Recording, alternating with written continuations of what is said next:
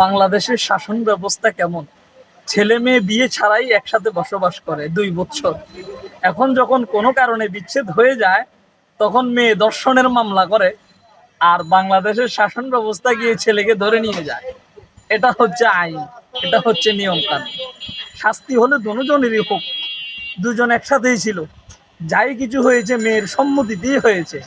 কোনো মেয়ে যদি না চায়, কোনো পুরুষ তার শরীরে হাত দিতে পারে না।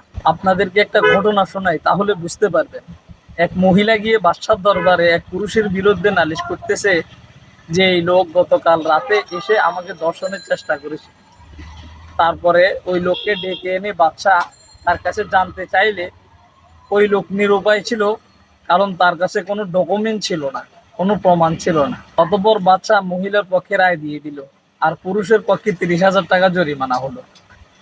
বাদশা মহিলাকে পাঠিয়ে দিল, পুরুষকে বললো এবার গিয়ে তোমার এই টাকাগুলো তুমি ছিনিয়ে নেওয়ার চেষ্টা করো।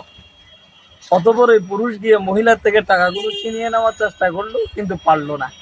মহিলা পুনরায় এসে বাদশার দরবারে নালিশ করলো যে আপনি এত সুন্দর বিচার করে দেওয়ার পরেও সে আমার থেকে টাকাগুলো নিতে চেষ্টা করেছে।